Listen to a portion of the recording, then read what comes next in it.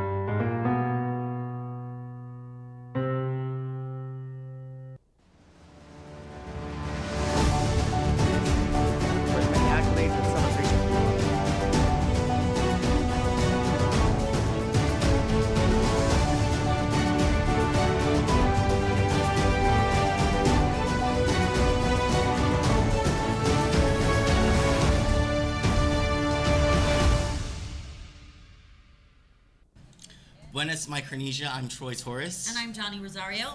And Romeo Carlos. Welcome to our studios A here night in early. Tumon, Guam. Welcome, Romeo. Welcome, Johnny. Thanks. I kind of live here. See, I'm just visiting tonight. We love your visits. We do. We love And I love my your visits too. I do. Buenas to our viewers throughout Guam, from Jigo to Malasu, in Saipan, Tinian, Zanluta, throughout Micronesia, in Palau, Ponape, Yap, the Federated States of Micronesia, Chuk, Marshall Islands, Kosrae, Majuro. Thank you very much for joining us. To our viewers in North America, in Europe, in the Middle East. On YouTube. And on South YouTube. America, don't forget the boys in Colombia who like tuning in. I love it when the boys from Colombia tune We're in. going to have to go visit one day. I thought I saw some like Latino dancing something when I was doing the beach thing earlier tonight, but it was Zumba, so it's not the same thing, right? Well, my mother It's not the does same, Zumba. but they actually do have a lot of Latin rhythms. And shake that booty. Because, you know, Yeah, they were shaking Zumba it. is all about Shake shaking the that booty booty. and wiggling, and you can't Shake that do booty. more than Macarena. When I was a chunky butt, I was doing Zumba. Yeah, I even yeah. have pictures. I mean, when you were chunky butt. Well, more chunky butt than I am. You got as I junk in the trunk.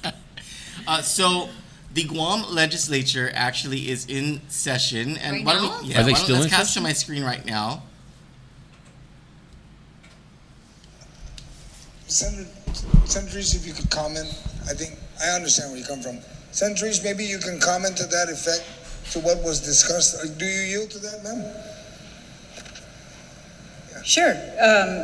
As to the amendment to change from 10 million to a percentage, the one that Senator, my colleague had said earlier, I have no objection to that. So we can cast off. What- So because I just wanted to show you guys. that I wanted to show you guys that our legislature is still working. And the they're one working on still the budget. holding court seems to be Therese Terlaje. That's Yeah, live. and- That was live. This is well, I rewinded it about 2 minutes because they're on a recess right now. And if you ever like watch legislative session, majority of what you're gonna watch is recess.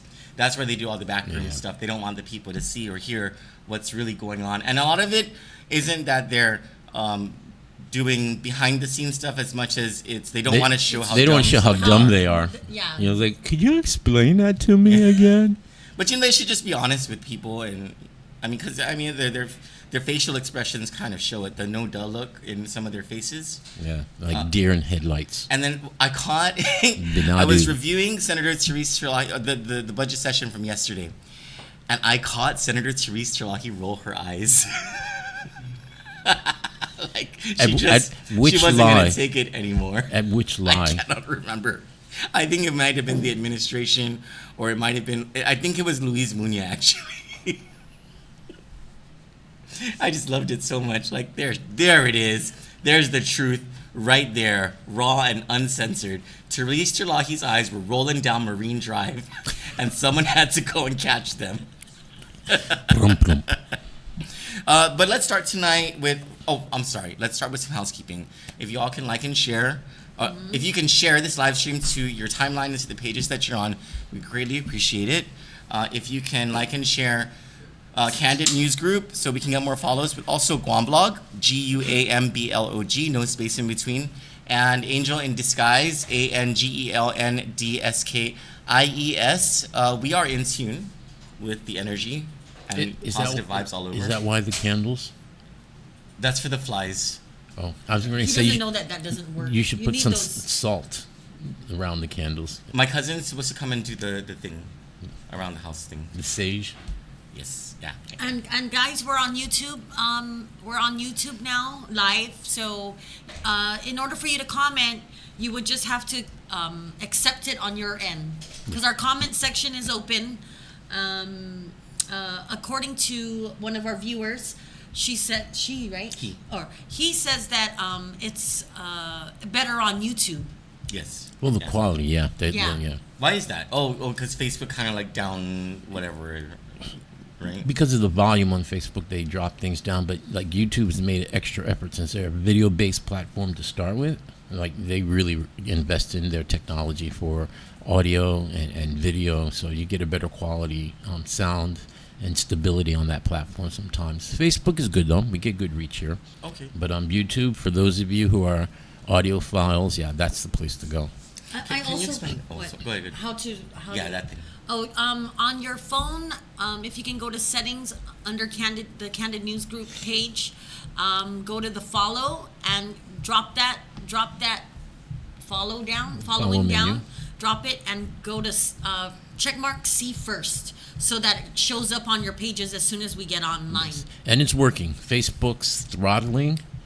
Yeah, It's- we're fighting back. You're inching back up. But, like Yeah. I said, it's really going to take a lot of effort on your part to really get the numbers back up there.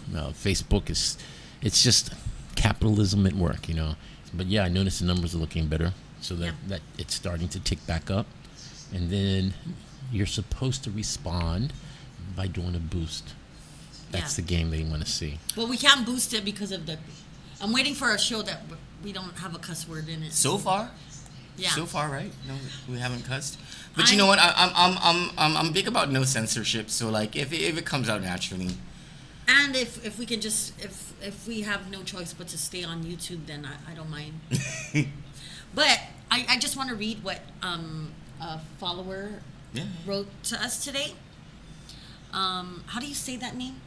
I say Caritas. Caritas LG says, even though I was born and raised on Guam, only now with Candid News Group am I a more informed Chamorro.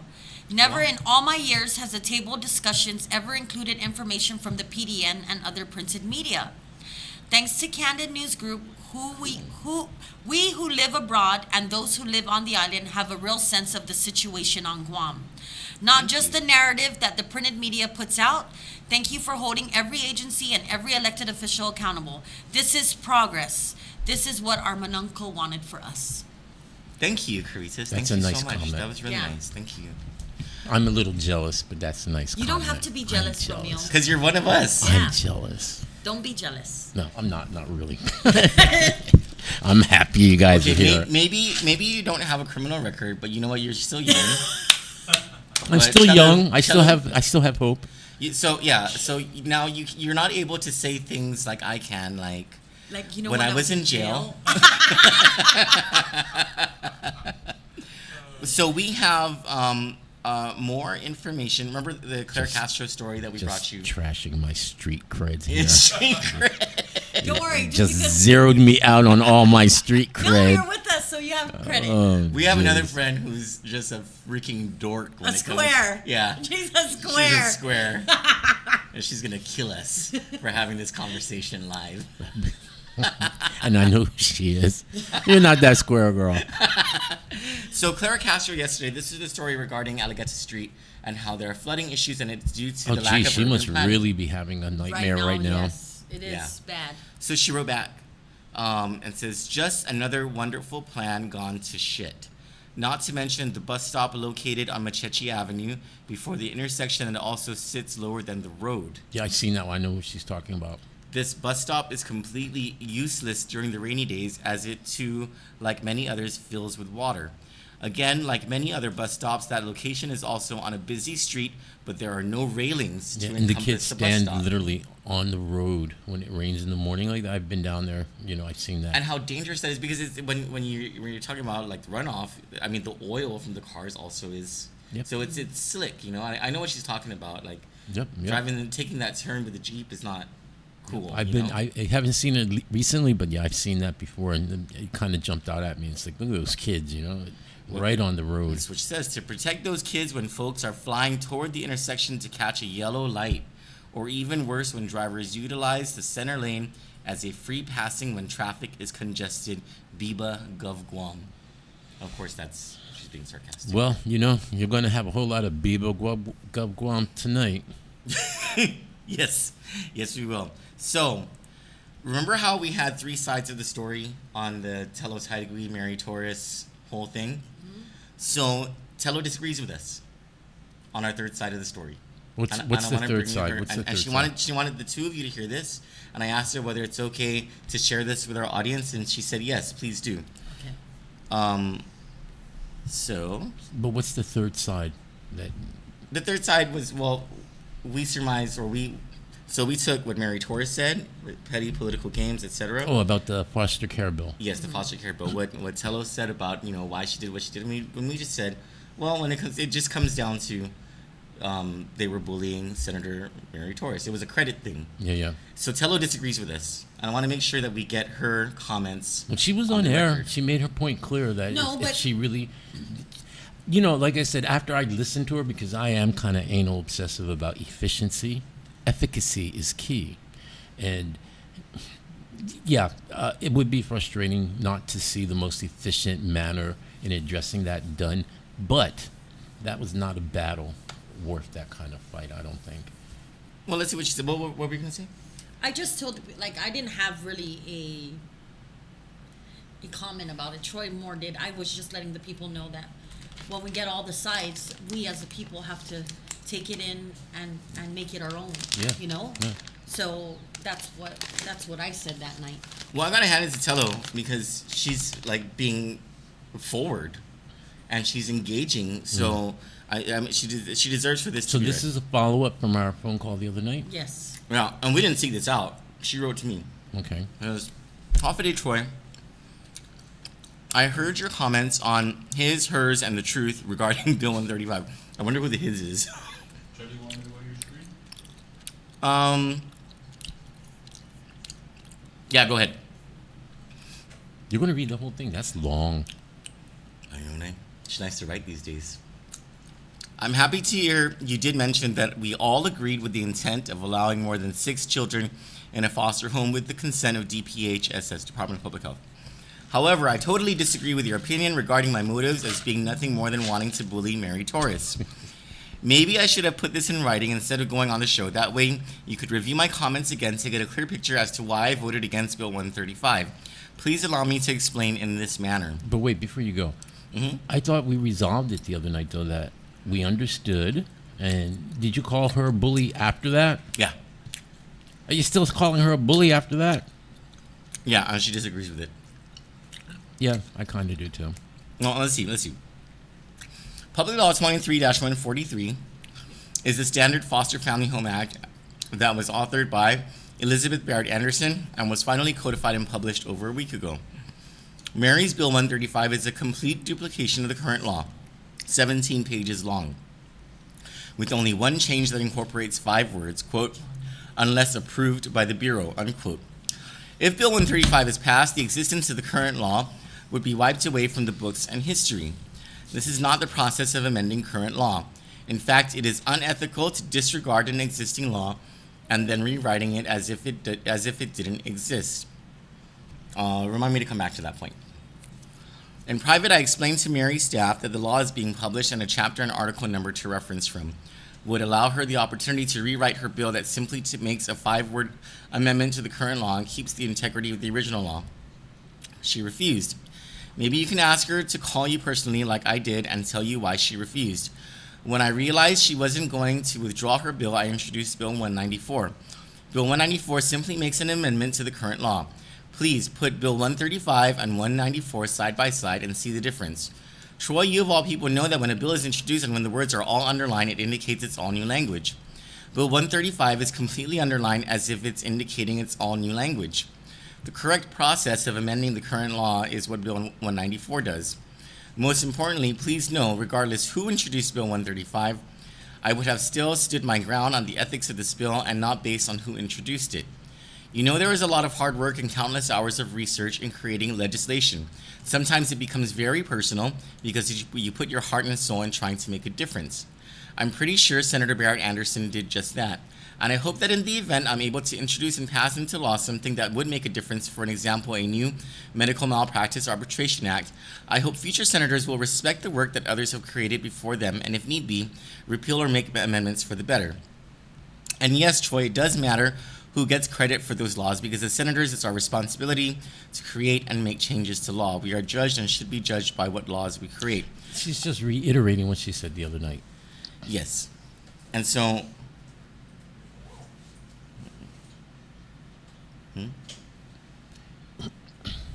Well, interesting incoming message. John Muffness. Oh. So, okay, on the I said to remind me about that one part. It was Yeah. about. The law. She says, in fact, it is unethical to disregard an existing law and then rewriting it as if it didn't exist. It's not unethical. There's nothing in the ethics law But that this says speaks that's to the point I was trying to make to her the other night. I do get her point, but to belabor it with this much effort is more of a disservice to the other good work that you're doing, Senator Terlaje. And that was the main question that Johnny asked her was it worth? Yeah, just you know? let it go because it's done. It's done. I mean, I have one question for her. What's her relationship with John Moffness? Oh, I don't like that name. Well, that's I know you don't. that's my next question to Tello. Is there a relationship? Is there a working relationship? I don't in care. there? I don't care. They were all buddies of work. I don't know. You know. I want to know what her relationship, whether it be a working relationship, personal relationship.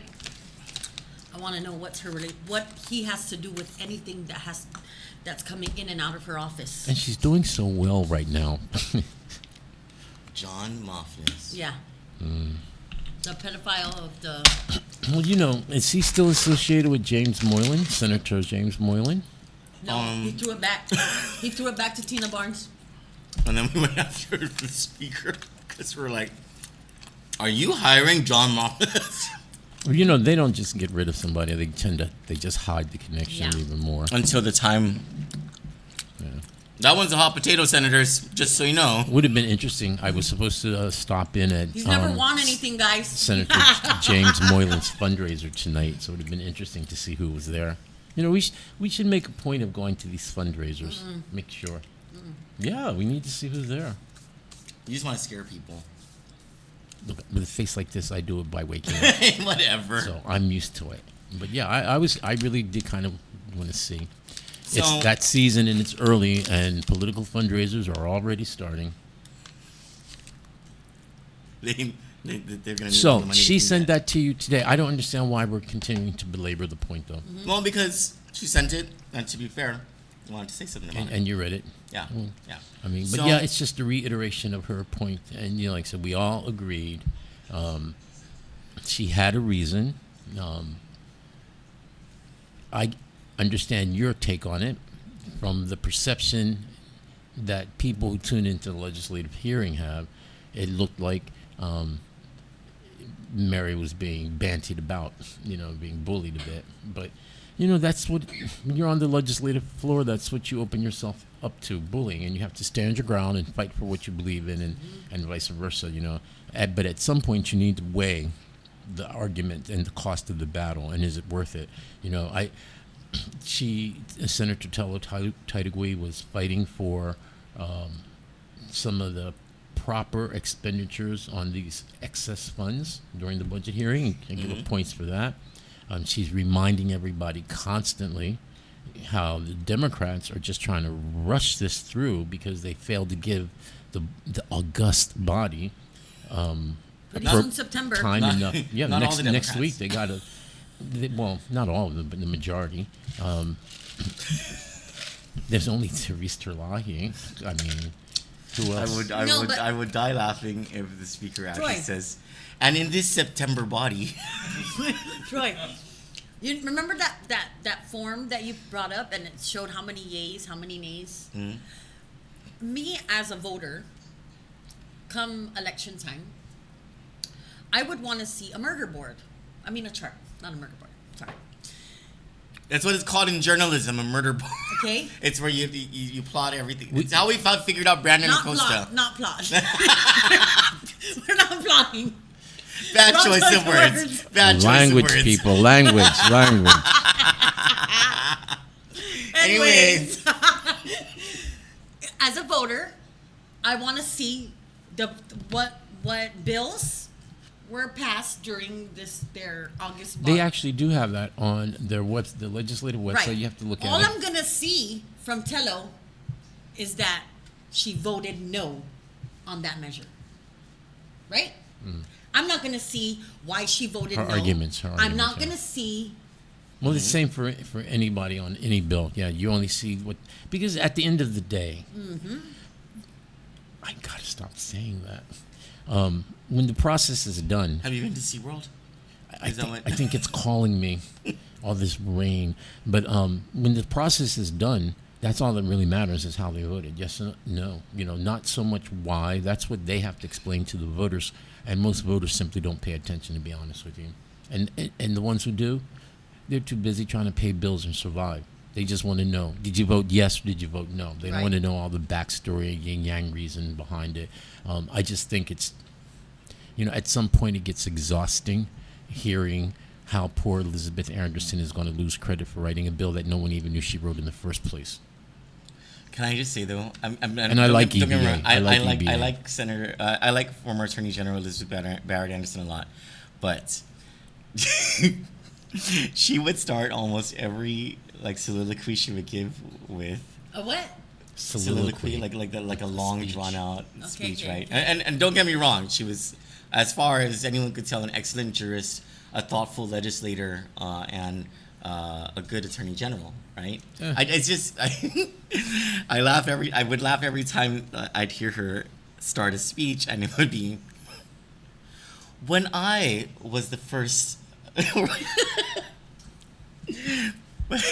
So maybe she does really want the credit. Maybe she's the one I telling think she does, because she's in love with the phrase, when I was the first woman appointed to be Attorney General of Guam.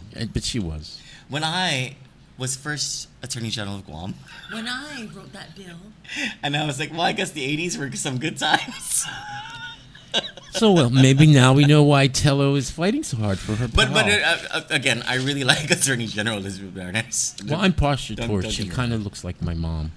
Oh, okay. So, I'm really partial to her because of that. And when I walked into her courtroom to protest I wonder who Fucked up Tony traffic. Babalta looks like to you then. Because you're partial to him too. Just kidding. Do you think Tony Babalta got his fireworks permit from Mark Charfris? I'm just No, but I think Mark Choffers is the one they were trying to lower the qualifications for chief for. You think so? I don't think it was him. Somebody close to it. No. Yeah. And, yes, I admired I don't even think the Tony guy that they're trying Babalta. to Just put in there works for Guam Police Department. Not yet, huh? Yeah, No. but to answer the question, Tony Babalta doesn't remind me of anyone except Tony Babalta. I just really had hoped that he would be like a breath of fresh air to the political scene, like he had the DC experience. He could hang with the big boys, you would think. He got kicked out. Yeah, he got kicked out. Well, There was an entire federal investigation. I'm Guam blog. I know. Yeah, that's right. I know. You can go back and read how much I wrote about that, and there are things I still didn't write because I also know that a bitter woman He was took a his hit. downfall. Yeah, he took a hit. He took the hit He from a took the bitter hit. woman who was no longer the hot side chick, and she just, a scornful woman is a deadly thing. Oh, and because she he took him didn't down. choose the second. He stayed with his. Oh, Well, too bad. I'm not sure if it was the first or third, but it's like he had moved on and she wasn't having it. So I was walking down the beach and I heard this the barbecuing chods conversation, and I was like, I heard some. I think just by the sound of his voice, he was fat. I heard him say, "Hey, Leche, you're gonna choose number one, huh? You're gonna choose number one." he was probably talking about the pork chop on the grill. So speaking of Guam blog, our next segment is regarding something that has been making my blood boil. So let's. This It's all story yours. today? The Gura thing, the Mark Smith thing. Chiller, do you have that graphic? Could you pull that up? Yeah, I think that's a real interesting story in the news today. There was a case that was unsealed that involves Terrible picture of Mark. this fellow. Well, I always look for the best. That involves this fellow right here in the lower right-hand corner with the Kandit bug pointing straight to his face, right? Did you know I used to party with him? When he was together with someone else? Yeah, I know. Okay. I know. I've had discussions about that with somebody. Yeah, we would just never mind that somebody Yeah, else. so the gentleman whose face, or the guy whose face is on screen there, is Mark Smith, married to Eddie Calvo's youngest sister, Claire. Psychobabble bitch, Calvo. This guy here is at the crux of a huge investigation by the feds over at Gura that kept making headlines. There's another graphic I sent you over there, Cello, about the Gura raid that Ray Topazna refused to play in. Well, that's not it, but you can leave that there. This guy here is being investigated for being both the attorney over at Gura and then having rental units that he was paid for by Gura, which is disallowed by law with federal dollars, along with... The big conflict of interest. Too. Yes, it is. It's huge. Along with Caesar Cabot. Mm-hmm. Now, in the case that was just unsealed, in the case of, it's got a lot of buzz in the legal community going on. So let's go back to that other screen for a minute. I want to look at some numbers on there. On the other screen, Caesar Cabot was not prosecuted for the same crimes that this guy committed. So what do you think So that means? well, that's what several lawyers were discussing today, quite animatedly. It could be if the current U.S. attorney is the one who made the decision to not prosecute Caesar Cabot, it could very well be because they've got him by the balls and they're going to flip his ass on Champ Calvo and Arthur Clark and the rest of the scams that they were running during the Calvo to be clear, administration. Caesar Cabot was the attorney on record for several Calvo-initiated Yes, things like including Y2K. the Teason land scam. I mean, he knows a lot of dirt, even on the things that he wasn't involved with. He knows. So, to walk away from federal charges for the same crime that this guy is going to go to jail for. He's a CI. Well, that's what the question is. The other alternative, because no one knows. The story that was published in today's media was so light with information that the lawyers around town were kind of surprised. If in fact it was the current U.S. attorney who made that decision, yeah, it kind of makes them believe that maybe they're going to use Caesar Cabot and squeeze him for to turn on Champ Calvo and Arthur Clark and those guys and a lot of the other corrupt shit that went down under Eddie Calvo's administration. But there's also the possibility that the U.S. attorney who made the decision not to prosecute him was Alicia Limtiaco. Now, why would she make that decision? Yeah. Well, like I hesitate to even say it because it gives you your "I told you so" moment. Yeah. But Yeah. Maybe the fact that her husband and Frank Ariola are partners. Now, I'm not one to say things like, "See, I told you so." Yeah. But go ahead. So there's that. Now, Shella, let's go back to that graphic. I want to look at something up there. Just so you guys understand how serious this case is, not only was Gura meeting in secret meetings the same way the Port Authority of Guam was doing when they plotted against the Port 7 and Mary Torres, Vivian Leon, Bernadette Menos, they were plotting how to give out millions of dollars worth of tax credits, $15 million in tax credits to Champ Calvo, who in turn sold those credits without building one house. But all he cared about was the development fee. That's Well, what he Champ got cared about. and the millions of dollars in tax credits, which he sold to Cortec and possibly to Calvo Enterprise, Mid-pack? Midpack, so they don't pay taxes on tobacco and wine in one pocket, and they put it back in their pocket. No, in they the weren't other paying end. it anyway. But this guy is real interesting. What you're looking at here is a copy of a document that Guam Blog received 6 years ago now, 5 years ago, and put up on the blog, and we published it in paper. Is this the thing that they tried to? Yes, this they is- tried to arrest you for or something. Yeah, until I asked them how long would I be in lockup. I get to go. I was like, what do the boys look like? Can I pick my cellmate? Joe San Augustine, current senator, was one of those guys. But in that graphic, you'll see at the very bottom, this is a whistleblower who was claiming that this guy filed tax returns on $55,000, $60,000 worth of income during a period in which he bought $5 million worth of property, including some of the properties that he rented back to Gura. And the guy never got his whistleblower money, which he is rightfully owed, because John Rios and Marie Benito, under the Calvo administration, refused to acknowledge it. No one's ever investigated. And mind you, part of this, I mean, you can read this. I want you guys to look at this on your screens. Well, let's be clear to who the Attorney General Yeah, of Guam at the I'm time. going to go sorry. there. Go ahead. Sorry. So, in all of this is the Attorney General at the time, former Attorney General Lenny Rapadas, first cousin to Champ Calvo. Lenny's mother and Champ's mother are sisters. His mother, Lenny's mother, Cecile, ran Catholic Social Services, who at the time had applied for tax credits from Gura to build affordable housing, a first-time program for them, from what I understand. And they own 90% of that company with an undisclosed 10% minority share. Later, after they got away with millions of dollars of, illegally of tax credits by denying the proper winners, including Carlos Camacho and Ironwood Development, they went to Champ's company and they went back for more tax credits. And only after an effort was it disclosed that now Catholic Social Services had signed over 90% of that operation to Champ Calvo. His auntie gave him all of that, and not one house was built. But this guy here has never, ever had to answer for the disparity in his income. Now, I want you to read that block where you're right in the middle.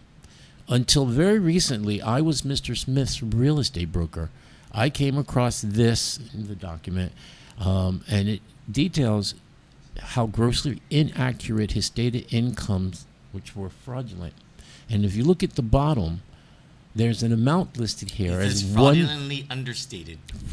Yes, he claimed to have his income for that year, according to the leaked documents from Reverend Tax, that Joe San Augustine came down to try to find out from me on orders from the administration, how I got them.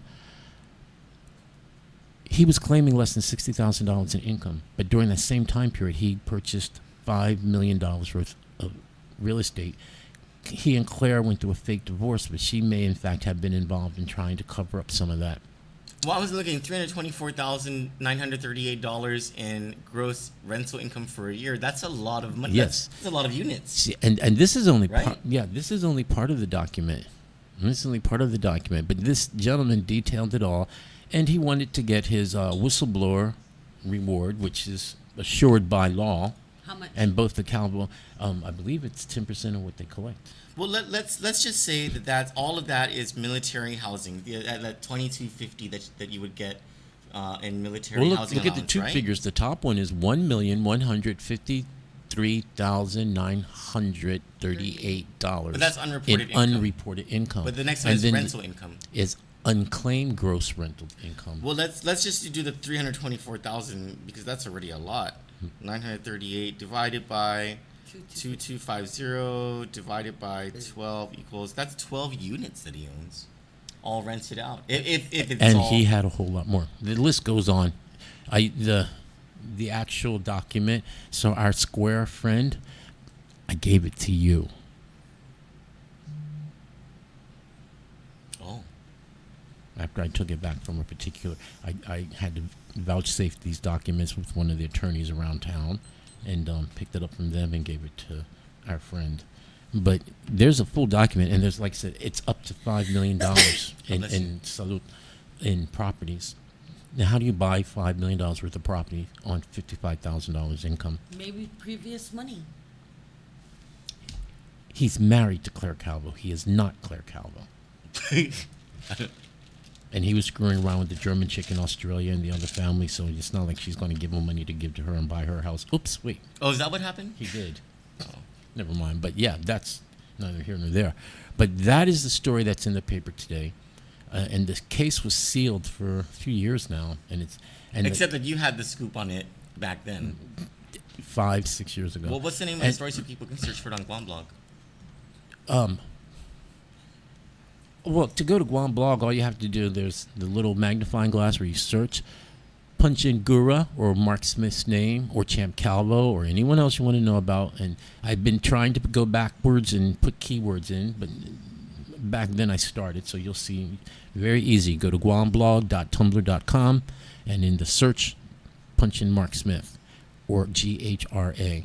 And No, GHURA. I mean GHURA, Gura. Yeah. You might actually have to do GHRA because I may have had a typo. But Oh, just you put mean in like, Mark can you put on that one excerpt? I want to show the viewers Liana Cabrera italic. No, the next one. Liana Cabrera grammar.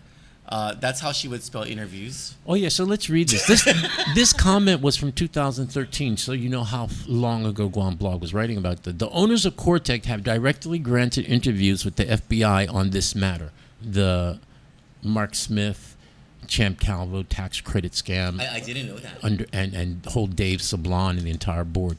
Everybody needs to calm down and trust the feds. I believe the Ho family I just love that name.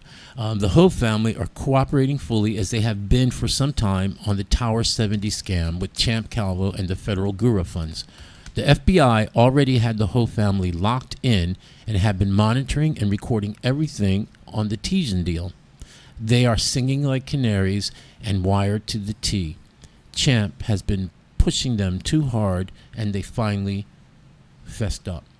Now this came in before Champ and when is that Calvo bastard? Bob Solis screwed Mr. Ho on a private land deal, and their relationship went south.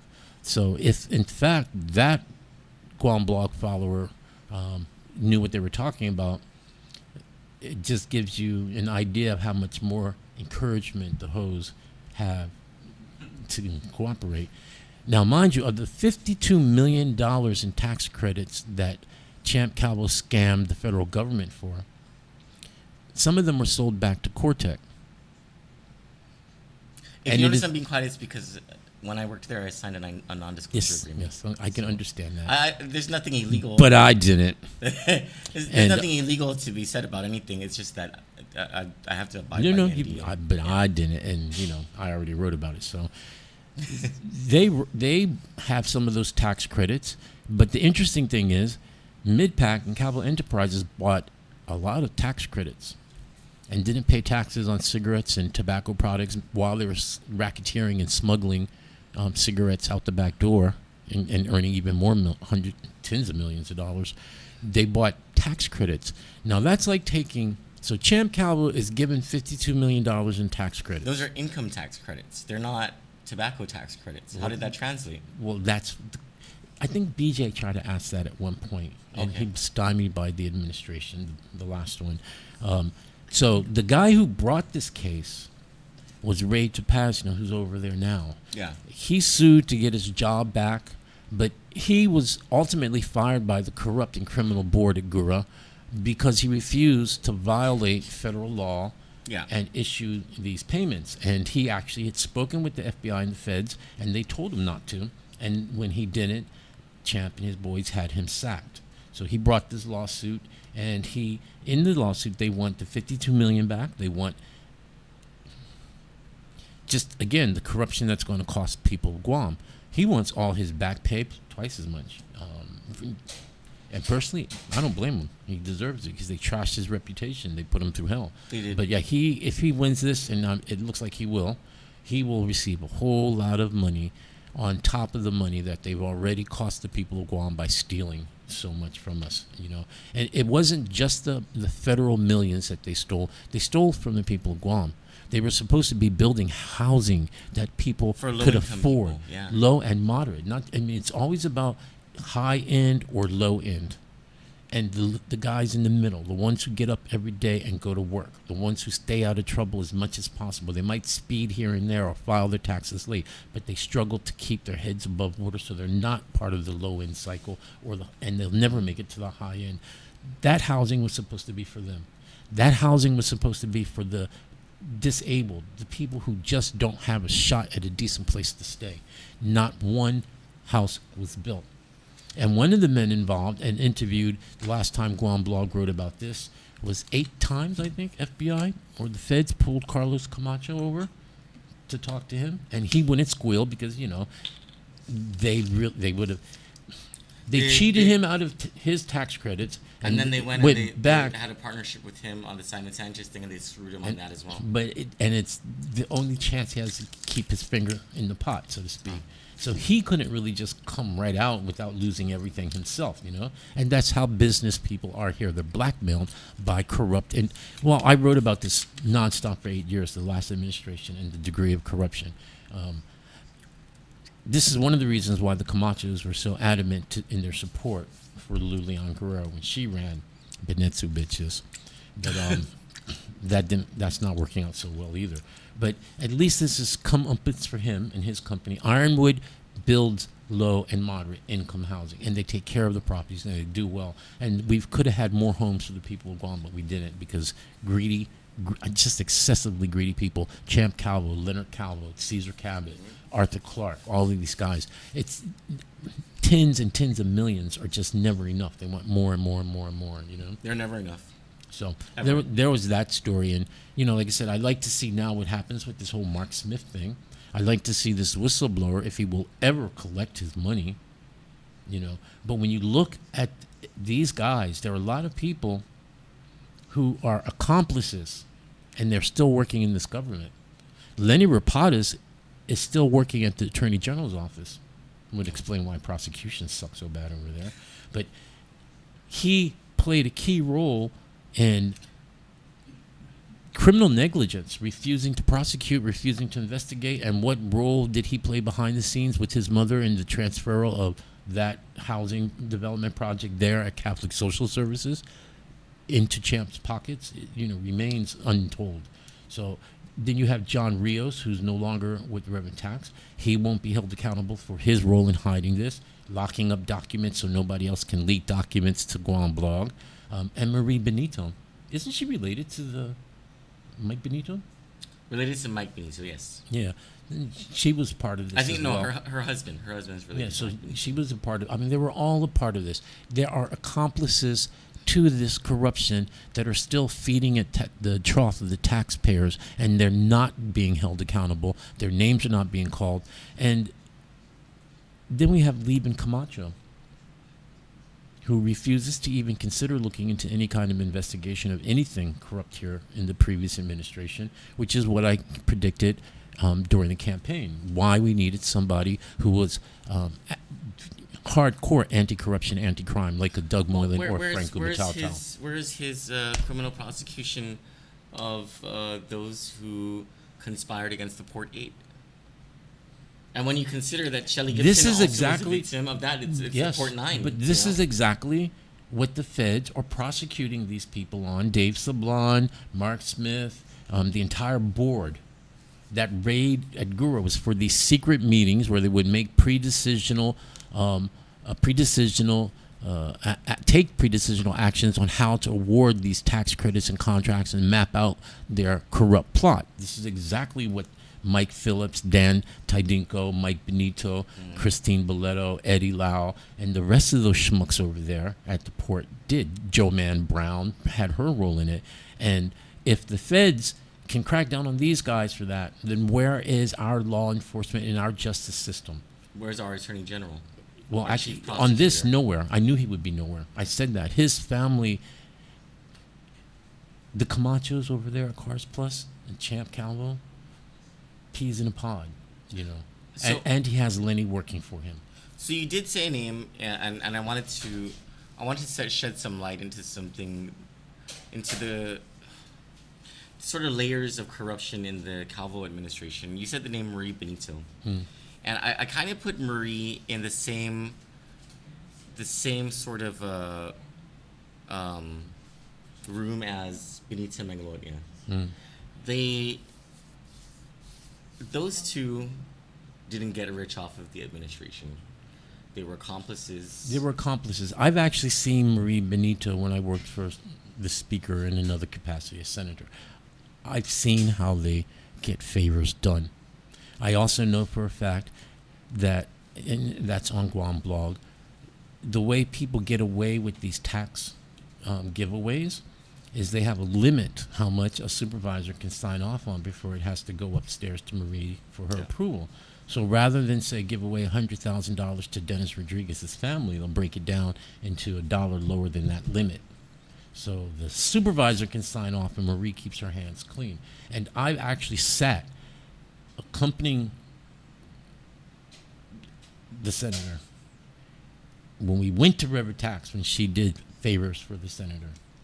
Yeah. So I see how it works. I mean, she may not have enriched herself to the tune of millions of dollars, but she stayed there for a long time. And, you know, it was because it's the- just the unfair administration that needed a point people person. have these special favors Yeah. and these special interests watching for them, and the rest of us are screwed. Absolutely. So Yeah. I hold them all accountable, accomplices, because if they weren't willing to help, like Ray Tapazan stood his ground and said, hell no, this is illegal, period. He was like, I'm not going to jail. And they got rid of him. But they'd rather keep their jobs, so they don't care, and they find the tricks and the fuckery to move around the edges and keep themselves technically clean. But they're very much a part of the corruption that we have here on Guam. Oh, they weren't technically clean. They were. No. No, when you tell your supervisors to break down the payment so they can sign off and you don't, yeah, you're right. But what's in court, technically clean, I mean, what you can prove in court and what you know outside are different. Yeah. So, but anyway, that's the thing I came tonight to talk about, because I just like, whoa, once again, Guam Blog reaffirmed. You were the best thing to happen to Guam Blog when you left the administration. Why? Because When what I you were left? saying, yes, when they got on your wrong side and you start coming out at them, you have no idea how many people will come up to me. It's like, damn, you were right. Yeah. So, oh my God, Troy, You were right about the Troy thing. You're right. You were the best thing. That's why I reached out early and fast to try to make peace with this guy. Just thank you. And he also dubbed me his baby monster. Baby monster. And he's lived in the- up in the to making. that. My favorite so far. So, thank you. I'm sorry I'm not able to engage in the discussion regarding the tax credits as much as I could. It's just I know. I have to be true to the NDA that I signed. I know what you signed. And also, I think I wrote about that too. I like Mr. Ho. He's a Oh, good I've guy. got nothing. Like He's I a said, good guy. I love that last name. How bad can you be with that last name? And I would really love to have Mr. Ho one day sit down and just invite me for a cup of long coffee. His wife's name is Mrs. He. So you know that He that- Ho? Yes, He Ho Market in. Oh, no way. Yes, that's their store. Actually, it's Mrs. He's parents who owned that building. That was their very first business. They're Asian. I think the last name comes first, so it's Ho He. But that He Ho, that.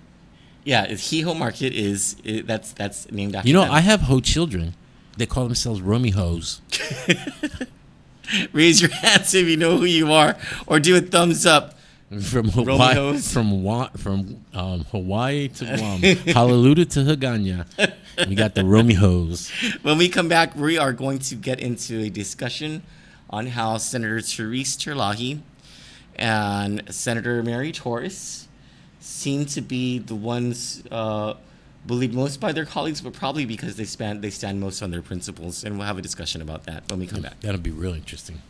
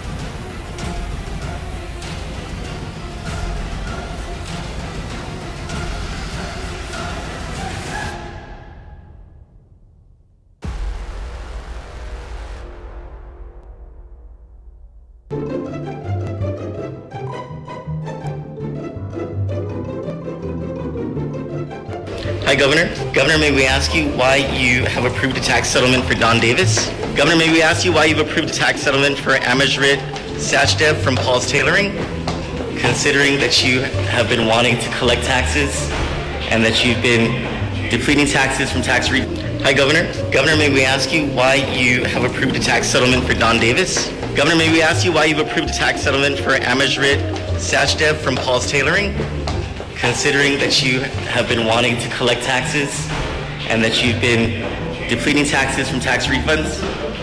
Hi, Governor. Governor, may we ask you why you have approved a tax settlement for Don Davis? Governor, may we ask you why you've approved a tax settlement for Amajrit Sachdev from Paul's Tailoring, considering that you have been wanting to collect taxes and that you've been depleting taxes from tax refunds?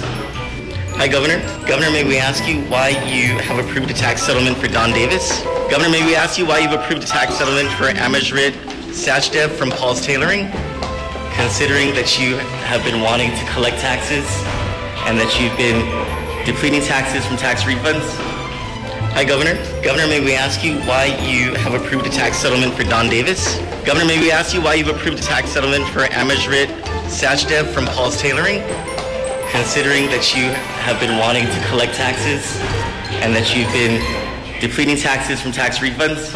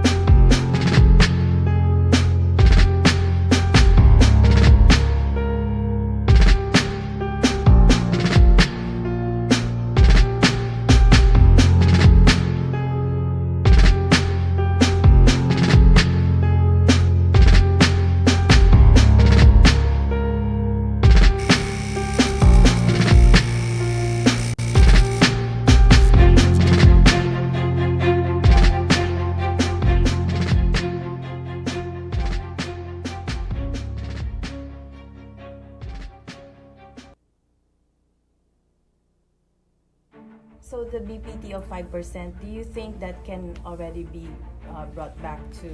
I have made my 4%? position about that, and I have said that I don't want it rolled back. I'd like to see what fiscal year 2020 and fiscal year 2021 gives, because as a result of what has happened, we were able to actually also close the gap as a result of President Trump's Jobs Act legislation that took away about $68 million from our general fund. So those are the kinds of things that I am really looking at, Heidi, before, and I, like I have said, I have spoken to many business leaders also, and they are okay with the 5%. Will that stay at least until fiscal year 2021, so 2022, there might be a I would like consideration. for it to stay, and I'd like for it to stay forever.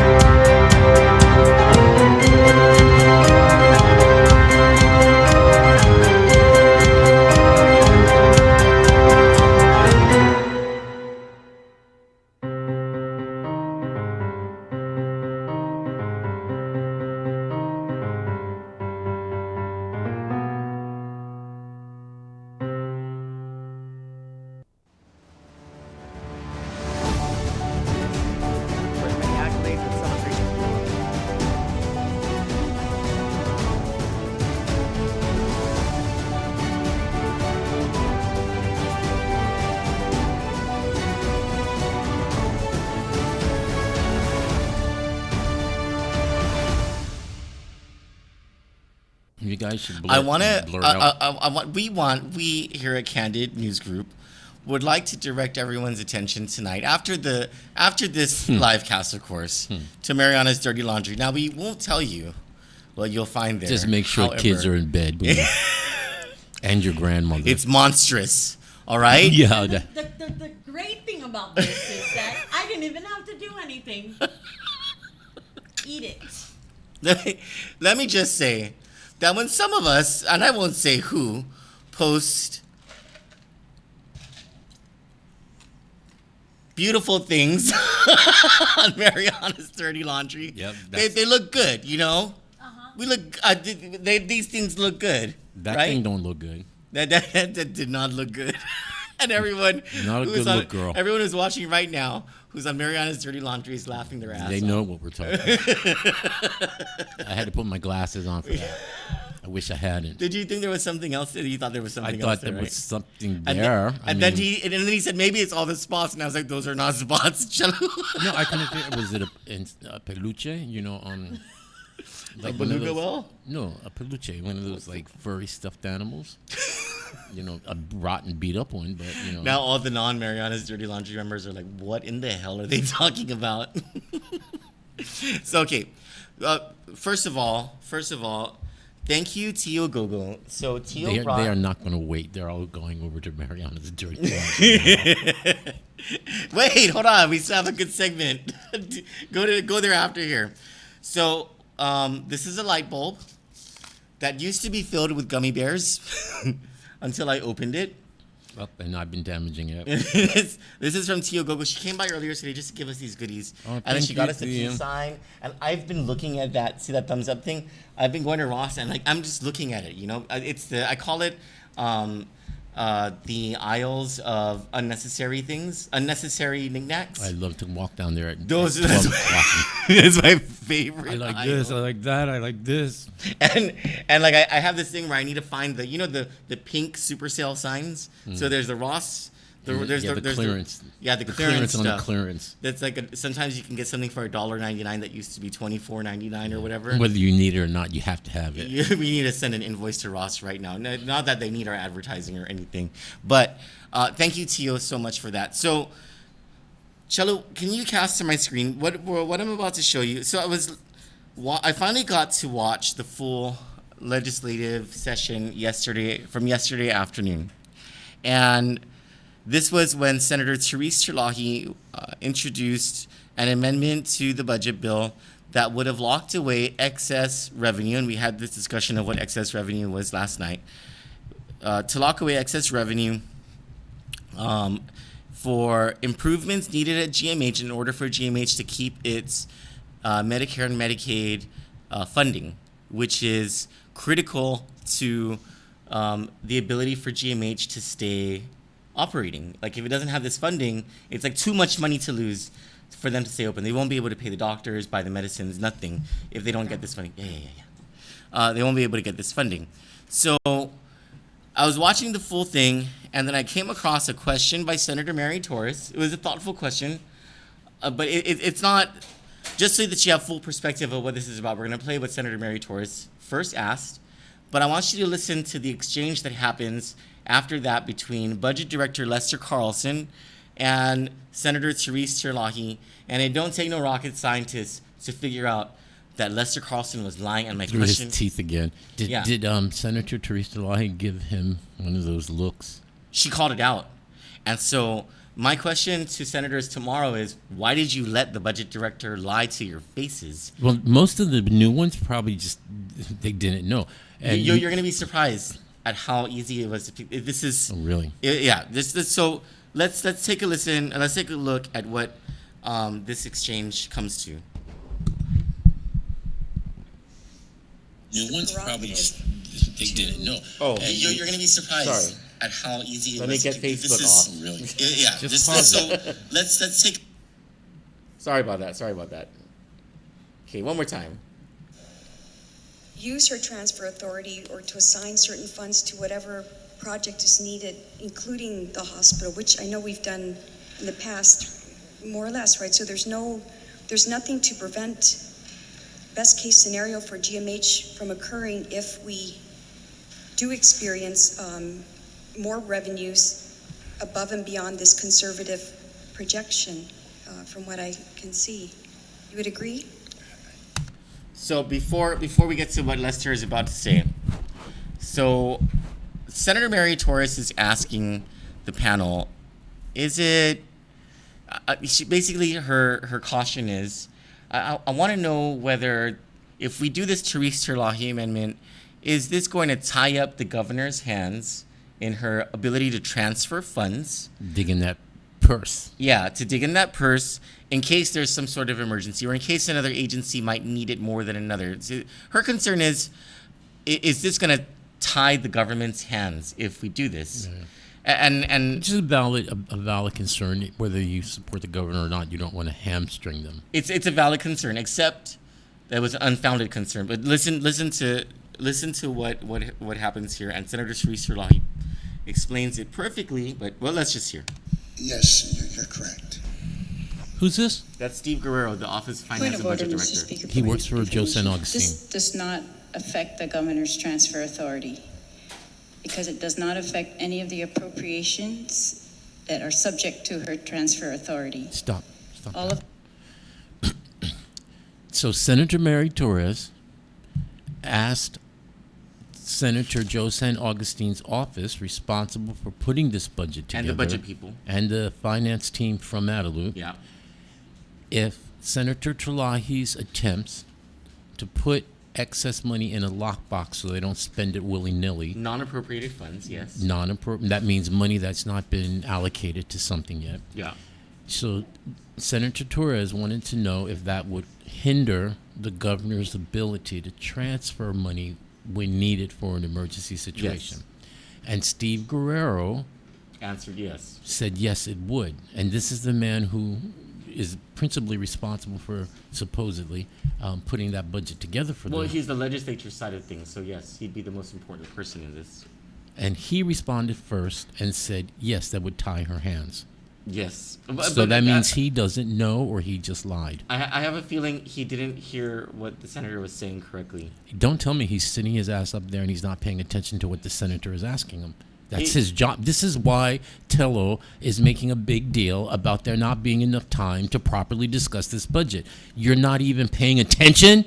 I have a feeling he wasn't paying attention, because if Steve had really heard what Senator Mary Torres was saying, his answer should have been, no, that's incorrect, because the governor cannot transfer funds that are not appropriated. Yes, which is what Senator Therese let's- Terlaje just responded. And let's She get to the said, rest no, of that. that's incorrect because it's not appropriated funds, so she Yeah. can't transfer that. Well, it gets better. It gets so If much better. You call it better. those are already covered.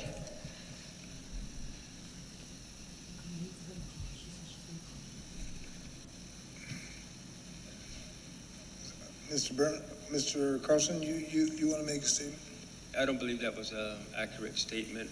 If the monies are taken as the amendment states monthly, then it's going somewhere and it is unavailable for her to utilize. So I don't believe that statement was accurate. Mr. Carlson, is the governor able to use excess revenues right now or able to transfer excess revenues right now based on her transfer authority? Yes.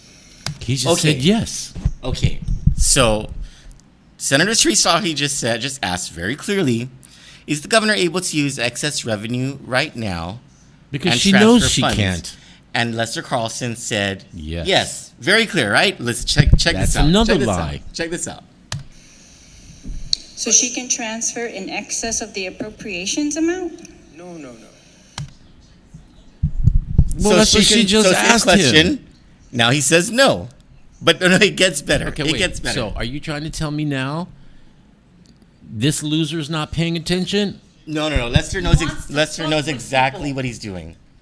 He's lying. He's lying. He's confusing the So senators. Steve Guerrero wasn't paying attention. Well, I'm sure by this time he's paying attention and he's realizing, oh shit. Johnny said it earlier. She wants that murder board. and doesn't want to know all the backstory bullshit excuses. Yes or no?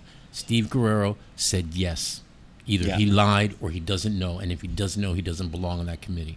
Right. This guy just lied or doesn't know, and that's Lester Carlson. He Well, no, knows. the lie He gets knows. even bigger. Check this out. That's what you're saying. I didn't say that. You said that. What? So Therese Terlaje says, that's what you're saying, and then he says, I didn't say that. You just said that. Should we rewind this? Yes. Should we Rewind that, this? because that son of a bitch stood up there and said he That didn't want to son of a impugn his integrity, saying there's money for war claims when he knows damn well there's not, and now he's going to get up there and lie bald-faced like that. Okay, one more Ball time. face lie.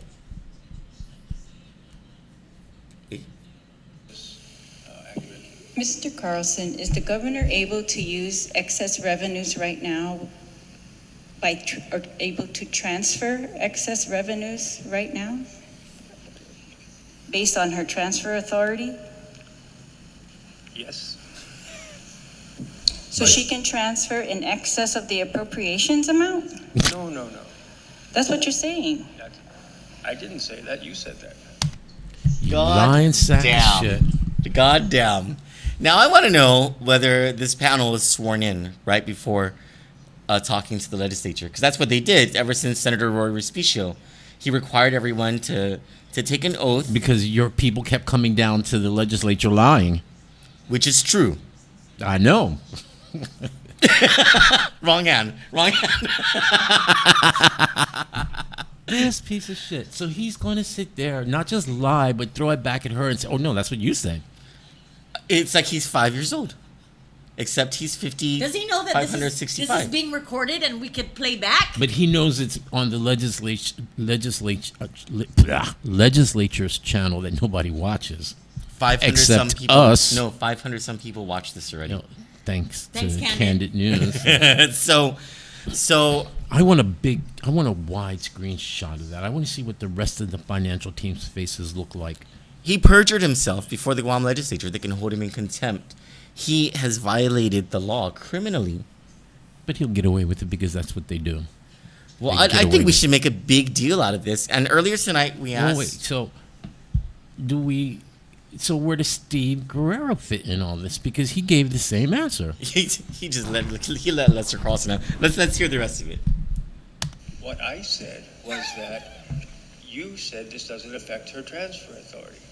If the ebbs and flows basically result in monies being put in this fund when we could have used it 2 or 3 months later to even the resources to keep the government operating, then There's that confusion again. That interuse of the words revenue and money, yeah. and the ebbs and flows. Ebb and flow. So you've been in the private sector. You know about the ebb and flow of cash. Like it's the most important thing, right? Cash flow. Yeah. But you have a budgetary tool, and you have like a board of directors or whatever that tells you, hey, you cannot spend more money than this in this category. That's your revenue. That's your budget. He's interchanging the words to confuse the senators, and they do it time and again. Well, that's easy to do with this legislature. Do you notice how no one else is engaged? Well, yeah. Some of them ask really stupid questions, like, why did you even ask that question? That's so stupid. But Senator Therese Terlaje is completely engaged. If she's alone down there. She's alone, you're right. She's Absolutely. alone. But that's why I was absolutely stunned that they pulled that bullshit move and Whatever class took you her out of. those other senators should take that same You can't class. take that class. You're born with that kind of intelligence, and you go to school and you're thoughtful. But I knew it was a mistake when they did not allow her to take her rightful role as speaker, and then when they took that, they put Joe San Augustine instead of her, on budget, because she rightfully is the only one there with the wherewithal, the intelligence. I mean, look how she operates. I love this. The Republicans are saying, oh, you're moving too fast. Well, we know how dense some of you are. But she's right there. It's like, I can move fast and move efficiently and on point. And then they lie to her. Then they David lie. Camacho says it's not ebb and flow, it's bob and weave. Yeah, that's more apt to bob and weave. Let's hear the rest of it. she doesn't have anything to use because it went into the fund. Lie. You locked it. Lie. Lie, lie, I lie, don't, I lie, don't lie. understand what you're saying. If she receives all her appropriations, she can transfer those up to the 15% that she's I authorized in love this her. bill. I love her. She This goes, I doesn't don't touch understand any of what you're those. It saying. touches what's in excess of that. No, it doesn't. That's Yes, what, it does. No, it that's what doesn't. the intent is, Mr. Well, that might be Carlson. the intent, ma'am. God bless you for the intent, but the language is contrary to the intent. He's lying. So we got the language for the amendment. I want to read it to you guys. It passed? No, No, it no. didn't pass, but her office was kind enough to send us the amendment. Does it show who voted against it? The ones who voted for it were Tello, Talina, Amanda. I want to say Jim Moylan, but I can't be sure. Well, Tello's showing surprising insight these days, you know. Although that message tonight that she may actually be following directives from John Moffness might explain that. Amanda, just good for you, girl. Because she has been fighting. She's right there with Therese Terlaje, and her goal is to safeguard excess funds for UOG and the students there to, you know, help them out. And Talina, she's always been a solid card, so yeah, I'm not surprised. But everybody else voted against it. Well, the proposing senators were Therese Terlaje as primary, and then the sub was Amanda Shelton. So you can say that Amanda Shelton lives in Therese Terlaje's shadow, even though that physiologically that's not. It's a smart move because she's a freshman senator. And I need to give her kudos. I need to it's give her. recognizing the need for mentorship, and she couldn't pick a better mentor in her first Let's give year. Senator Good Amanda choice. Shelton Good choice. kudos and not Kudos. cheapers. Okay, so the amendment was Bad to add a boy, new Troy. subsection C to Section 4, Chapter 1 of the bill to read, all fiscal year 2020 income tax and business privilege tax revenues, the term revenues, collected per month in excess of the revenue budgeted for that month for both categories combined, pursuant to subsection A of this section, shall be deposited into the Hospital Capital Improvement and Public Education Fund, which is hereby established and maintained in an account separate and apart from any other accounts of the government of Guam, and shall not be commingled with any other account. For purposes of this section, public education shall include the Guam Department of Education, University of Guam, and Guam Community College. The money placed in the fund is not subject to any transfer authority of Imaga Hagen Guan. So That is a concise, clean, and very intelligently written piece. No, That's a really but according good to Lester amendment. Carlson, it's Lester the intent. Carlson, you're a lying piece of shit. he's lying because how can you misconstrue the intent of No, this? but he's lied and lied and lied. There's no misconstruing it. He's lying to the people who were dumb enough to vote against that amendment. They they sit there and they have to look at these people. You're being sent down. Dumbo! No, Janelle, he's not calling you. It's his dog. Like I said, I want to believe senators who voted against it that I'm partial to, like Clint Magell, are giving these people the benefit of the doubt, that they're professionals being sent down from Adelup to actually do their job and do it honestly. But at some point, not being able to read something that damn plain and simple and clear and then fall for this But bullshit then, really makes me senators, question they should those do their senators. due diligence and check it out and not believe them because everything coming out of that fucking administration Is has a been lie. fucking lies. So Clint Rogel, everybody who didn't vote on that measure should. Clint, I'm really We're not gonna be able embarrassed. to promote this show I tonight. don't. I'm sorry. Yeah, I'm embarrassed and really disappointed in Clint Rogel because I want more from him. I expect more from him. Well, they've got one job. Senators really do have one job, and it's the budget. Yeah. And the fact that they don't know their job, she's right. The fact that they don't know their job is upsetting. With him. I'm not disappointed with Biscuit. I'm not disappointed with Tina because you expect them to not do what's the best for the people of Guam because they have ulterior motives. I'm not surprised. I'm not surprised somebody like a Will Castro wouldn't vote for that. Because Well, Will knows exactly what's going on. I know here. he does, but I know how he plays politics. Tello I'm not knows surprised. exactly what's going on That's here. why Tello voted for it. Yeah. That's Yeah. why she voted Good for for it. Good for her. Good for the ones who did vote for it. We will remember you in November. So who can hold him in contempt? The legislature. When? And they won't, because it's the same morons who voted no. So earlier today, I did call Senator Therese Terlaje's office to ask specifically about this lie and what her reaction to it and what she thinks should happen. And this is the response that we got from her office. 1 second. I love that lady. The more I see of her, the more I admire her. I know. She's really something. The Chamorro people should be proud to have somebody like her representing them. She represents all of us. Yes, she does. But if I were Chamorro, my heart would just burst with pride knowing that there's somebody of that caliber there. Okay, so she says, hold on.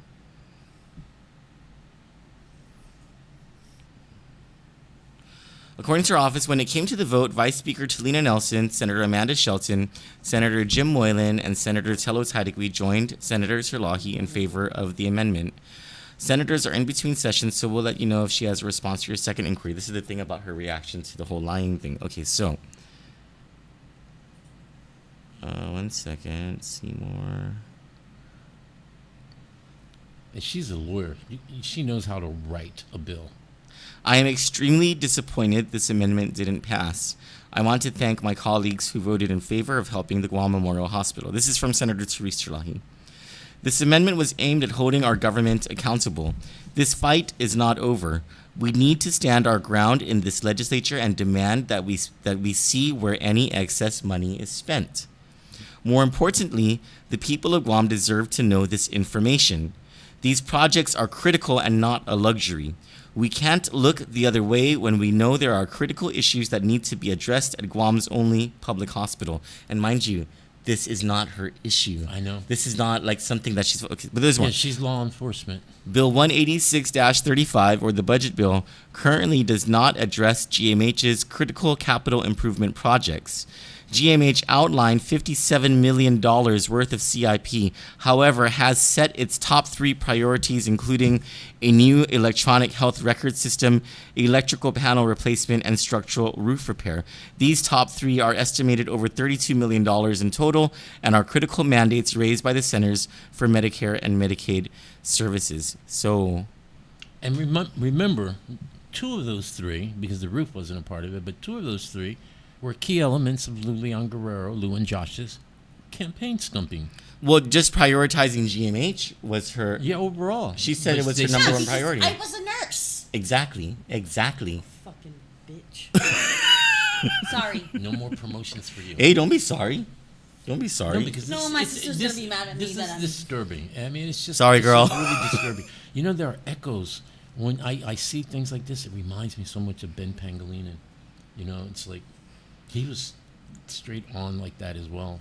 And when she knows her stuff. Yes, just for sure. That's what I'm saying. She's the most qualified lawmaker we have sitting in that legislature. So who's going to hold Lester Carlson accountable for lying on there? Absolutely nobody. It's supposed to be the media when the legislature fails. When they're not going to risk their Bank of Guam advertising. So Kandit sent tonight to Speaker Tina Munoz, this afternoon, to Speaker Tina Munoz-Barnes and to Janela Carrera, to Bubbles over the governor's office, the following question. Hi, Madam Speaker and Janela.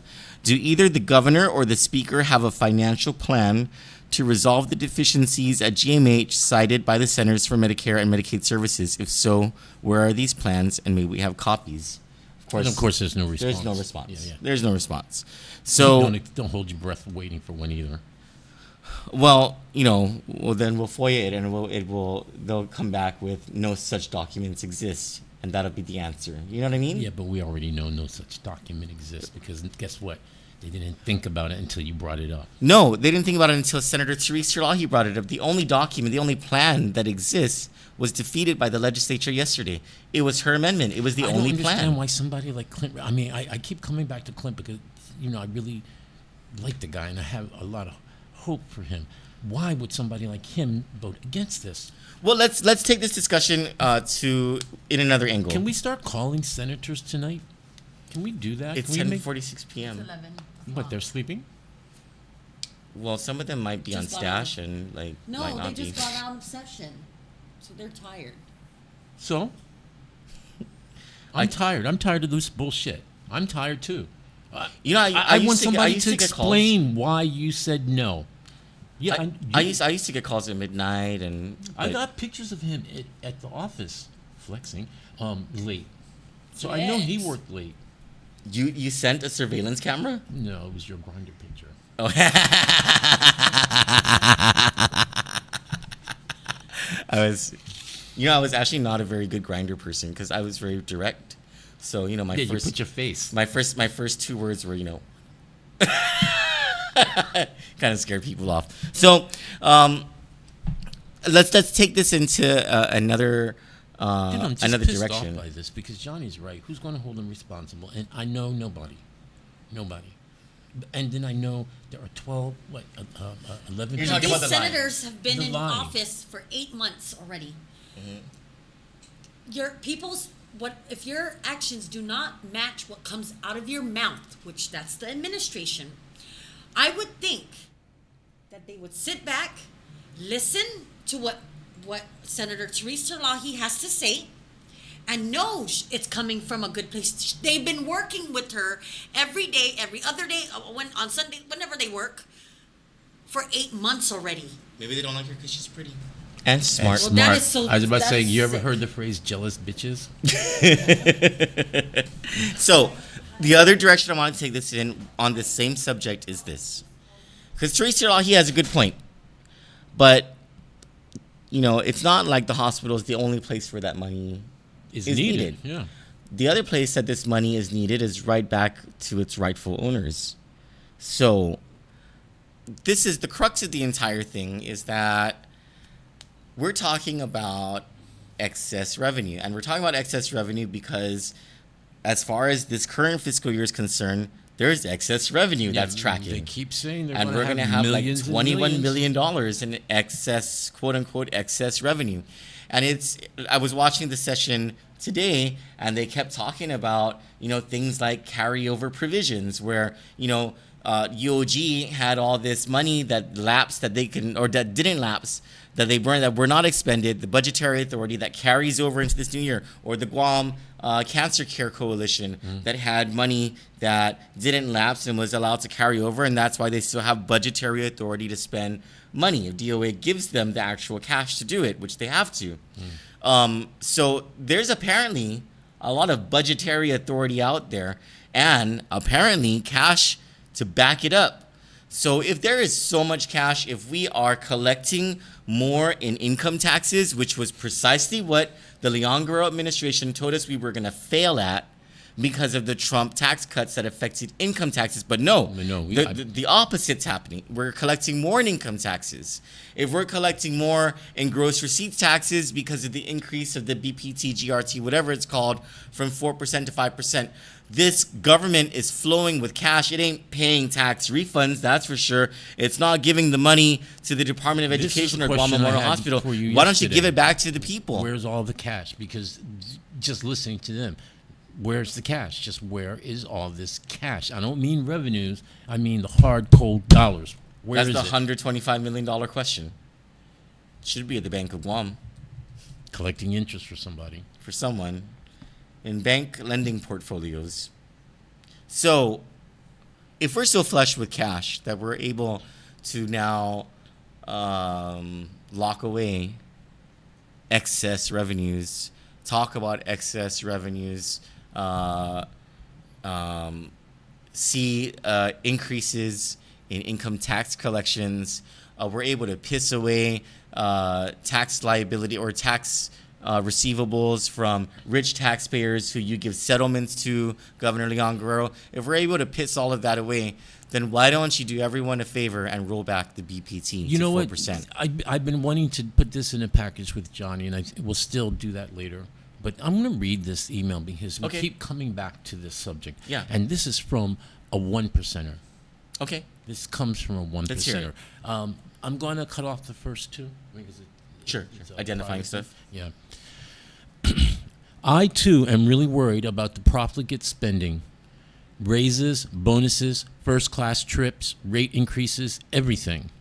But more importantly, how they suckered the people, the public, into a 5% GRT increase last year. And now she, clueless Leon Guerrero, says she wants it forever. Can you do the forever? Forever. That's forever on toast. This just shows how devious the legislature and the governor have become. But from her view, why not? Let me explain to you. Here's why. The banks pay GRT on the net every month and not the gross like everyone else. So if you always can show no or little net revenue, this tax is irrelevant to you or your families. It only hurts everyone else. Furthermore, I know a bit more than most people because their bank competes with a whole bunch of other companies in the financial community that sell the same products that are offered to our customers. And we have to pay our own GRT on the gross. And we are prohibited from adding it to the price. So they're using the banking exemption on their host of other companies under Bank Guam Holdings. Huh. So this individual is in the financial sector. Okay. And, he doesn't benefit from the same practices that the banks can get away with. Talk about an unfair advantage. Now, mind you, this is a businessman, a 1%er. Yeah. A person who you would think would be supportive of this administration. Then there is the idea about ASC, that retirement financial firm. Bank of Guam bought that company. I did. It's on Guam blog. Bank of Guam bought that company, ASC. That company, the company that represented to the legislature that they are a Guam Trust Corporation. A Guam Trust Corporation pays taxes like any other, but then in 6 months, they get all the taxes refunded. With that benefit, all the taxes are irrelevant for them. Wow. Good for Lou, not for you. Just think of the activities that they can run through a Guam Trust Corporation. Guam Blog was so great to give people the insight they needed. I hope you consider doing something again, bringing in the fiscal responsibility of the legislature as well. Also include the direction that we are going. And that's the idea of the package I want to do with Kandit News. And Guam Blog will do that, and I appreciate your email. But I want to do this as a joint project with Troy Torres and Johnny Rosario because Troy has a lot more in-depth insight to this topic than I do. Oh, it's not my Lou impression? And it's his Lou impression as well. I like to use this example, if you'll allow me. Let's say you collect $4 million in GRT at 4%. When you raise that to 5%, that means you will have $5 million. In economics, this is the side that is obvious. But understanding economics means you must also follow this side that you cannot see. And that is, what would have the people done? I'm going to correct this little typo. What would the people have done with the extra $1 million that the government just took from them? If anyone says, quote unquote, they would have spent it and it cascades through the economy, creating more and more taxes each time the money is respent, you can go to the head of the economics class. And of course, the real number is probably almost $400 million to $500 million. Now just imagine what the extra $100 million circulating in our economy would have done.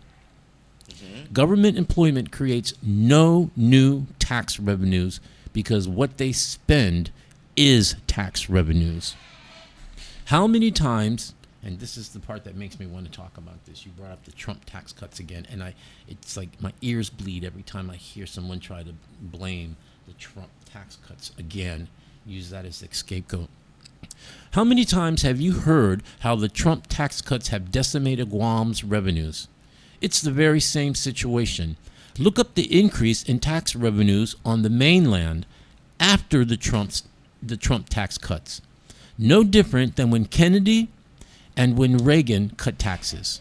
So because the supply people side- the supply have side more thing. money to spend. So what he's saying is this, or what he or she is saying is that the supply side thing worked in this case. The supply side economy that was a Reagan thing for sure. In the case of Ronald Reagan, he cut the top rate from 70% to eventually 20%, 28%, and revenues exploded. And that, I'm not a big Reagan fan, but he's that's right. historically correct. Yeah. The economy, the American economy, just exploded. It's almost like thinking of it as a reinvestment in the public. Well, that's exactly what the supply side is about, Yeah. right? This administration tries to make you believe that the Trump tax cut was a cut for the rich. Ask them to give you an example of that, and they most likely will say corporate tax rates were cut. Then ask them, do you have a retirement plan? Yes? Where does that plan invest its assets? In the market. So you really aren't advocating losing money on your plan so you have less to spend in retirement then. That sounds like a losing strategy for you. Is that what you want? Does that even make sense at all? I'm looking forward to hearing back from you, Romeo, and may God bless. This was one of the better arguments. And this argument is the one that clinched it for me and put me in the column Roll it back. to roll back the BPT. Allow it to run its term that they initially voted for. I mean, with all the excess money that the government is getting, they will have no excuse to put $30 million in the hospital or use it, I don't know, You know what they want to to use it for, right? seed the capital for a public-private partnership and build a brand new hospital. We don't care or the about that. schools. You know what they want to do with that money is pay war claims. They're still going to have millions left over 30 million is the cost. for the war claims. Yeah. But look at their projections and their lapses. They're going to have plenty left over. And they won't need to pay the war claims since Mike San Nicolas has kind of made sure he put the fix in. Oh, I think they're doing everything they can to see that it fails in the Senate so that they can blame Mike St. Nicholas and then have their heroic moment. I think that's what's going on. Just so they can say, I did this and vote Yeah. for me. Yeah. Well, this business person right here called it out. The legislature and the governor have proven nothing more in the last 8 months than they're devious, they're deceptive and treacherous. And that is not a blanket statement, but to know who we're talking about, all you have to do is look at Therese Terlaje's amendment and find out who voted against it. And with only a couple exceptions who I think were just duped and duplicitous in their failure to provide themselves with the due diligence they should have. The rest of them, the Tina Munoz Barnes, the Regine Biscuit Lees, who else? I can't even remember the rest of it. They do so little over there. Plot what? Oh, Pulatwat, yeah, that's another one. See, that's the duplicitous Democrats. The Democrats have really done a very good job for the Republicans, and I was really curious to go to James Moylan's fundraiser tonight at the Point at the Sheraton to see how well he did, because I suspect if somebody at the Republican Party wakes up and starts recruiting, this is going to create a very excellent opportunity for the Republican Party to pick up seats in the next election. Lots of seats. No, we'll see. We will see. But yeah, this thing right here talks to exactly what you were talking about. The BPT and the always pointing to the Trump tax cuts, putting this strain on us, but it's actually had the inverse effect and released money back into the economy. And we do know about the multiplier effect. So, yeah, if they're going to keep that 5% BPT in place, then they really need to start explaining where all the cash is now that we have spent, that they have allocated, that they have appropriated. Where is that money? Why is it not coming into the pipeline like it should be? And what are they going to do with the rest of the money when it gets there? Because it's going to be there at some point. And they're obviously not going to let Therese make sure that they don't spend it. Well, so I want to know what they plan to do For with it. me, Grammarly is akin to... This Grammarly thing is really going to Grammarly's mess a me whore. up. It's really it just cramped my freaking style. I always put YouTube on mute when I click on a new video, just so I can avoid that, because it's going to make me Fantastic. I knew she'd be a punch my star. screen. She could be great. She could be a major star. She is a star, George. The biggest star in the universe right now as we speak. Those who live a set, the director's got all kinds of things. The director's hot. He's hip. He's here. He's going to be doing all kinds of things. He's going to change the color of the set. I like. He's got a great idea for a blue one. Change anything, George. He touches one thing. I'm working on my tracking motion in my film You editing got it. Anytime, software. name the place. Name anywhere, any street. Once you I got get it down, I'm going to put a face in there for you. Good. I would love that. This is for our more unseemly members of the legislature who all they think about are those diamonds and pearls purchased at the expense of the taxpayers. Just gave me a necklace. And nice cars and lovely It's full homes. diamonds. Yeah, he thinks he can impress me by giving me expensive gifts. Material bitches. It's nice though. You want it? Some boys kiss me, some boys hug me. I think they're okay. Right. If they don't give me proper credit, I just walk away. They can beg and they can plead, but they can't see the light. Cause the boy with the cold hard cash is always Mr. Right. Go for it. That's dedicated to all you lightweight fluffernutters down there at the legislature, and our clueless governor, clueless Leon Guerrero, and all you other material bitches out there who agree with them. Before we end it tonight, I have got to say this. And this gentleman, David Camacho. I love his comments. David, love your comments, but do me a favor, stop sending me those videos. That's not. You Are they know the- those people who send you The God stuff? you know, like, yeah, all these. I like those. Pass this along. Yeah. Oh no, I don't like the pass this along Yeah, stuff. yeah. But I like the serenity and all that stuff. Yeah.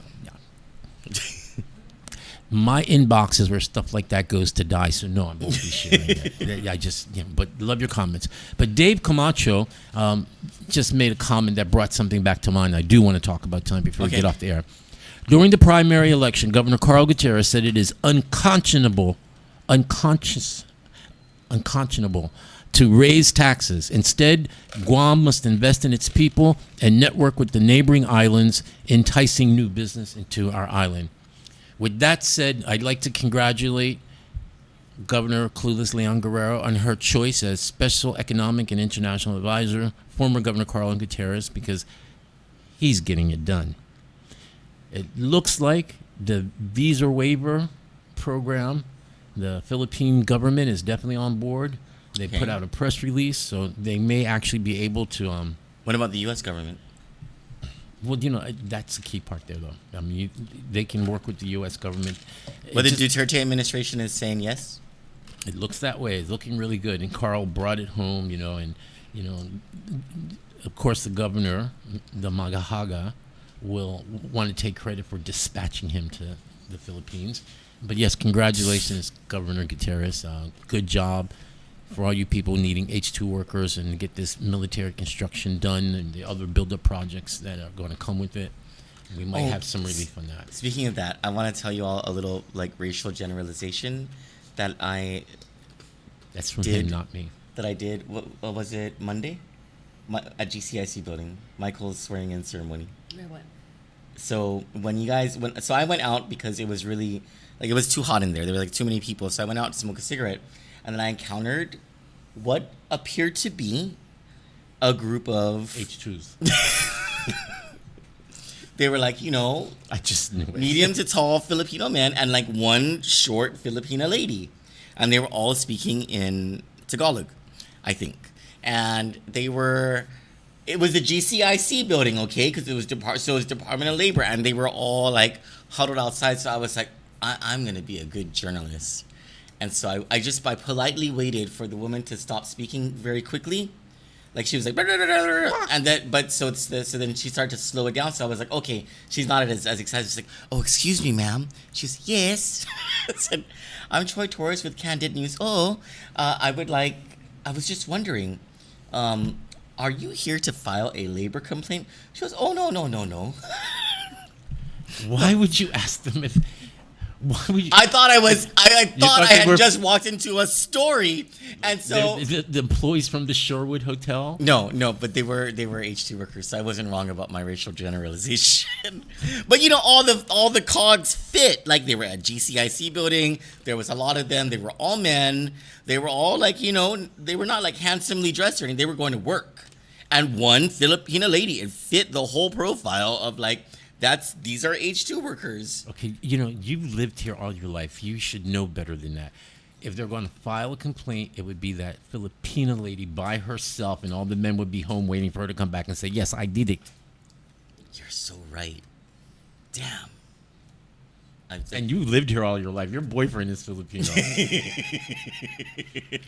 And most of my friends are Filipino, so I know. But they would have.